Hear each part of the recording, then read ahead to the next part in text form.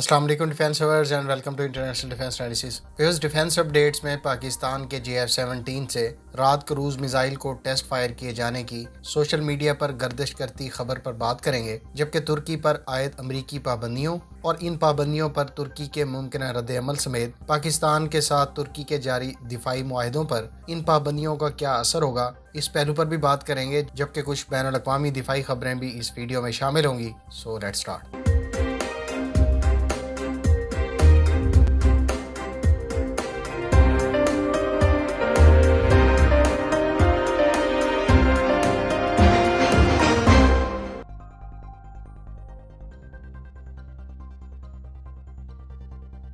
Wears امریکہ نے ترکی کی طرف سے روس سے خریدے گئے S-400 ایئر ڈیفنس سسٹم کو لے کر ترکی پر مزید پابندیاں عائد کر دی ہیں۔ گزشتہ روز امریکی وزیر خارجہ مائک پومپیو نے کاٹسا یعنی countering American adversaries through sanctions act کے تحت ترکی پر مزید پابندیاں عائد کر دی ہیں۔ ان پابندیوں کی زد میں ترکی کی فوجی ساز و سامان کی خریداری سے متعلق معاملات کو دیکھنے والی SSB شامل ہے، جبکہ SSB کے ایگزیکٹو پریزیڈنٹ ڈاکٹر اسماعیل دیمر سمیت 4 سینئر ترک عہدیدار بھی ان پابندیوں کی زد میں آئے ہیں۔ ان پابندیوں سے SSB کو امریکہ یا بین الاقوامی مالی اداروں سے لونز لینے سے روک دیا جائے گا، جبکہ ترکی کے تیار کردہ ایسے ویپنز جن میں امریکی پرزے استعمال کیے گئے ہوں ان کا ایکسپورٹ لائسنس بھی روک دیا جائے گا۔ اسی طرح سے ان پابندیوں سے SSB کے سینئر عہدیداروں پر ویزا پابندی اور اثاثوں کو منجمد کر دینا بھی شامل ہے۔ ترک حکام نے ان حالیہ پابندیوں پر اظہار خیال کرتے ہوئے کہا کہ امریکی حکام نے ہماری بات چیت کے ذریعے ان معاملات کو حل کرنے کی پیشکش کو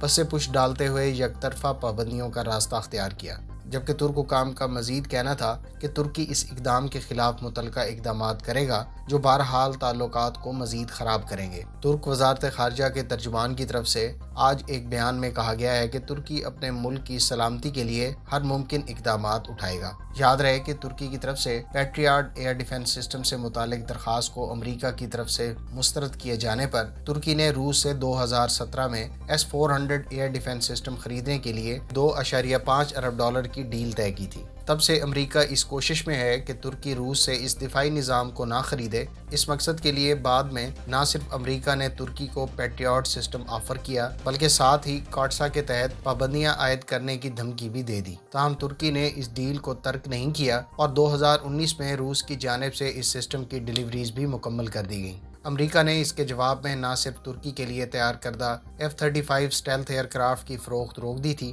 بلکہ ترکی کو F-35 پروگرام سے تقریباً باہر کر دیا تھا۔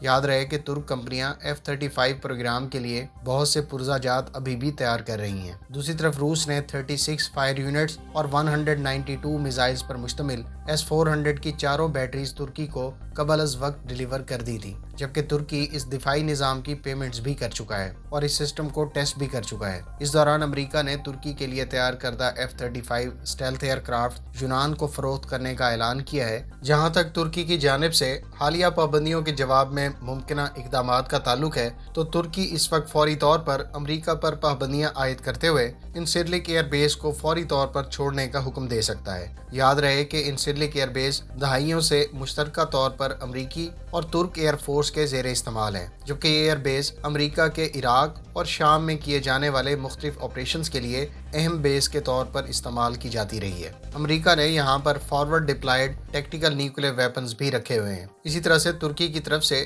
دوسرا اقدام F-35 پروگرام کے پرزہ جات کی پروڈکشن روک دینا بھی ہو سکتا ہے۔ ویئرز آپ کو بتاتا چلوں گو کہ ترکی کو F-35 پروگرام سے نکال دیا گیا تھا، لیکن ترکی ابھی بھی اس پروگرام کے کچھ پرزہ جات تیار کر رہا ہے اور متوقع طور پر یہ پروڈکشن 2022 تک جاری رہنے کے امکانات تھے۔ فرینڈز، ترک کمپنیوں کی طرف سے تیار کیے جانے والے تقریباً 1000 سے زائد پرزہ جات کی پروڈکشن F-35 پروگرام کے تحت پہلے ہی دوسری کمپنیوں کو دے دی گئی ہیں، جبکہ اس پروگرام کی انتظامیہ 2022 تک کچھ پرزہ جات ترکی سے پروڈیوس کروانے کی خواہش رکھتی ہے تاکہ پروگرام کی کاسٹ اور ٹائم میں کوئی دشواری نہ آئے۔ اگر امریکہ ترکی پر پابندیاں نرم نہیں کرتا تو نہ صرف ترکی رشیا سے مزید S-400 ایئر ڈیفنس سسٹم خریدے گا بلکہ مستقبل میں Su-57 اسٹیلتھ ایئر کرافٹ بھی لے سکتا ہے۔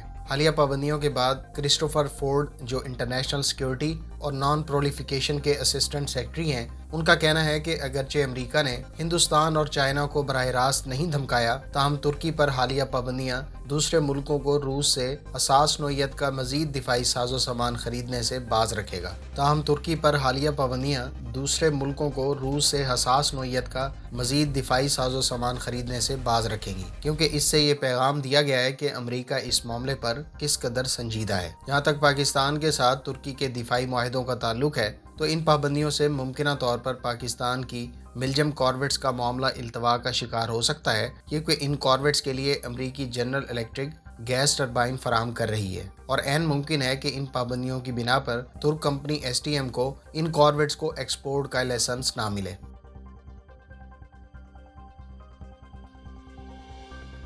ویورز، سوشل میڈیا پر گزشتہ چند دنوں سے یہ خبریں گردش کر رہی ہیں کہ JF-17 سے رات کروز میزائل کو ٹیسٹ فائر کیا گیا ہے۔ ویورز، ہماری اطلاعات کے مطابق یہ ایک غیر مصدقہ خبر ہے اور اس حوالے سے کوئی آفیشیل اناؤنسمنٹ نہیں کی گئی۔ البتہ JF-17 سے رات 2 کروز میزائل کو مستقبل قریب میں فائر کیے جانے کے قوی امکانات موجود ہیں۔ میرے خیال سے JF-17 سے رات 2 کو معمولی موڈیفیکیشنز کے بعد سینٹر لائن اسٹیشن، جہاں عام طور پر 800 لیٹرز کا ایکسٹرنل فیول ٹینک نصب ہوتا ہے، وہاں سے فائر کیا جا سکتا ہے۔ واضح رہے کہ ایئر لانچ رات کروز میزائل کے ابتدائی ورژن سے حالیہ رات 2 ورژن میں بناوٹ کے اعتبار سے تبدیلیاں کی گئی ہیں، جبکہ اس کا وزن بھی پہلے سے موجود ورژن سے کم ہے۔ لہٰذا JF-17 سے اس کو عنقریب فائر کیے جانے کے قوی امکانات موجود ہیں۔ اسی طرح سے مستقبل میں ہم رات کو JF-17 کے ونگ سٹیشنز پر بھی دیکھ سکیں گے، تاہم اس کے لیے اس کے ویٹ اور وار ہیڈ کے ویٹ پر کمپرومائز کرنا پڑے گا۔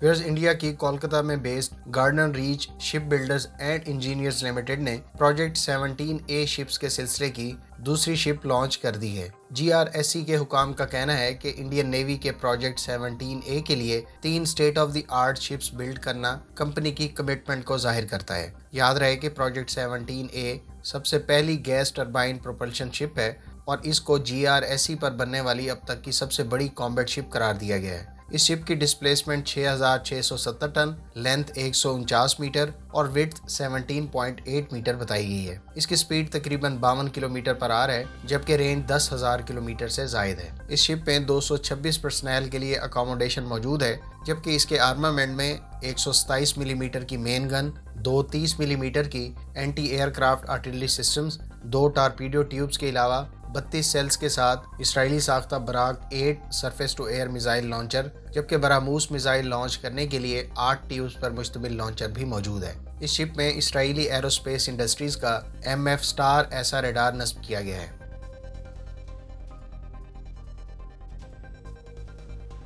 ویورز، ترکی نے $80 ملین کی ڈیل کے تحت تیونس کو 3 انکا ڈرونز فروخت کرنے کا معاہدہ طے کیا ہے۔ معاہدے میں 52 پائلٹس اور مینٹیننس پرسنل کی تربیت کے علاوہ ان ڈرونز کے لیے گراؤنڈ سٹیشنز بھی شامل ہیں۔ یاد رہے کہ ترکی کا یہ ڈرون باقاعدہ طور پر 2016 میں ترک ایئر فورس میں انڈکٹ کیا گیا تھا اور اس کو ترک ایروسپیس انڈسٹریز نے تیار کیا۔ اس ڈیل کے حوالے سے ترکی اور تیونس کے درمیان مذاکرات گزشتہ 2 سالوں سے جاری تھے، جبکہ اب اس ڈیل کے طے ہونے پر ترک ایگزم بینک پہلے ڈرون سسٹم کو فائنانس کرے گا۔ یاد رہے کہ تیونس نے ترکی سے اس سال BMC ملٹی پرپز وہیکلز بھی خریدی تھیں۔ اگر آپ انکا ڈرون کے مختلف ویریئنٹس اور ویپن سسٹمز کے بارے میں مزید جاننا چاہتے ہیں تو تفصیلی ویڈیو کا لنک ڈسکرپشن میں موجود ہے۔